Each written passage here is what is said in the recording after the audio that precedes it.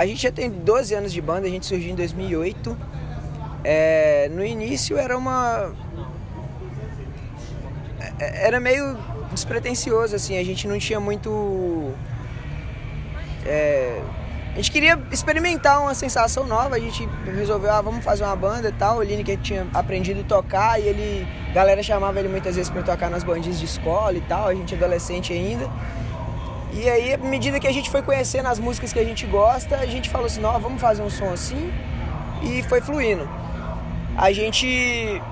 O Lineker, por exemplo, que foi o primeiro da banda a aprender a tocar, assim, e dele a gente foi agregando os outros membros, ele começou umas paradas mais metal, mais hard rock. E aí no início, por não saber tocar muita coisa, eu falei assim, eu tenho que ser voz, né? E aí, só que minhas inspirações eram outras. As primeiras bandas nossas não deram tão certo, talvez por causa disso. Mas aí, talvez por eu ser mais velho, tipo assim, eu ia mostrando as músicas pro Lineker, o Lineker foi absorvendo um pouco do hardcore. E quando a gente viu, a gente já tava meio que na mesma sintonia e falamos, vamos começar uma banda e é hardcore, é isso que a gente gosta, é isso que vai acontecer. E começou nisso. A gente começou com influências mais óbvias, assim, porque quando a gente é novo, muitas vezes a gente não aprofundou ainda lá no submundo do underground. Então você começa ouvindo o que a mídia te oferece, né? Então a gente foi de Sepultura a CPM, assim, não está lá, sabe?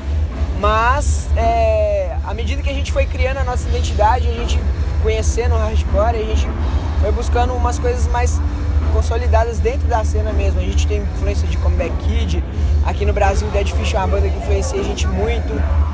E as próprias bandas da cena que a gente convivia, que a gente ia nos shows e que a gente foi fazendo contato, é influência pra caramba pra gente. Hoje mesmo no show eu citei o Hasta Quando, que foi o primeiro show underground que eu fui, que é um divisor de águas assim pra gente. Então é meio que isso, o início assim de tudo, o Gênesis. Esses 12 anos, assim, a gente fez muita troca. Então, tipo assim, a gente lá na nossa cidade, a gente era convidado numa cidade, a gente levava a banda pra outra cidade, e acontece isso muito no underground. Então, nisso a gente já veio pra Ipatinga várias vezes, já levou bandas de Ipatinga pra lá, a gente já foi pra BH muitas vezes. A gente tem 4 experiências tocando em São Paulo, 2 na capital e 2 no interior, Araraquara e Piracicaba. A gente já tocou umas 5 vezes em Vila Velha também. Entre essas, as bandas que a gente tocou assim, mais renomadas, a gente já fez show com o Tia Anastácia lá em Itabira, a gente já tocou com o Dead Fish 2 vezes. Num desses shows no interior de São Paulo, a gente abriu o show do Crisium. E a gente também tocou agora no Garage Sounds ano passado em Belo Horizonte, que assim, tinha inúmeras bandas, teve Xander, teve Reitinho, teve Glória, teve... Inclusive o Crisium de novo. Esteban, que era do Fresno. E a gente já tocou com o Comeback Kid, que é uma banda canadense, que foi uma das primeiras inspirações nossas. Quando a gente não tinha nada gravado, o Comeback Kid estava em muita evidência no underground. E a gente fazia um ou outro cover do Comeback Kid. Então quando a gente não tinha uma referência de música nossa gravada, a galera conhecia a gente como uma banda que tocava o Comeback Kid. Tempos depois a gente teve a oportunidade de abrir um show deles, foi algo foda pra gente. E o próprio CPM 22, que eu falei no início também, a gente conseguiu abrir um show deles em Belo Horizonte. E no mais, assim, as bandas que a gente gosta e que tá no rolê com a gente. A gente já tocou com o Hasta Quando inúmeras vezes, com os Capial, com bandas de Belo Horizonte como Marcover, Montésio, Pense. Inclusive o primeiro show fora do Pense, que hoje é uma das grandes bandas do hardcore nacional. Primeira vez que eles saíram de Belo Horizonte foi eu que levei lá em Itabira. A gente nunca sentiu essa rixa, não. Eu sei que ela acontece.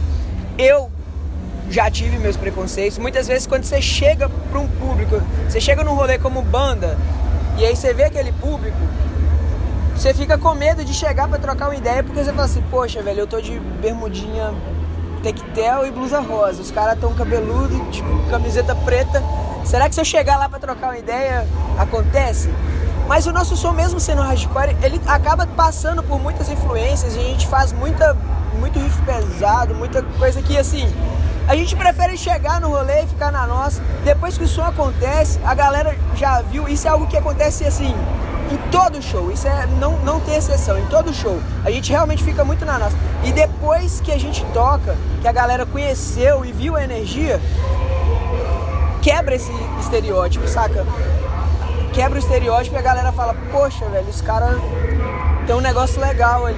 E chega metalheiro, chega emo, chega todo mundo. Eu acho que a gente consegue fazer uma mescla desse público assim. Claro que não agrada todo mundo, óbvio. Mas a gente não transparece o medo que a gente tem de chegar para um público mais extremo que o nosso. E recebe muito bem quando esse público se aproxima da gente. Eu acho que esse é o segredo, é você não fazer essa asepsia e deixar acontecer. A banda faz muita coisa no feeling, a gente nunca programa nada, assim, no sentido composição. Às vezes eu tô lá em casa e vê uma letra na minha cabeça assim, eu escrevo ela toda assim, aí eu chego no outro dia pro Lineker e falo assim, olha Lineker, o que eu fiz? Aí o Lineker vem com a harmonia e pá. E às vezes é vice-versa, o Lineker chega com uma melodia doida pra caramba, nossa, que melodia que eu fiz aqui, olha. Aí o nó, que doido. Aí na hora que ele tá tocando, já vem um monte de frases assim na minha cabeça, eu vou anotando, pá. E aí surge. É muito assim, a gente não senta assim, ó, dia tal a gente vai compor, viu, gente? Não existe isso, não.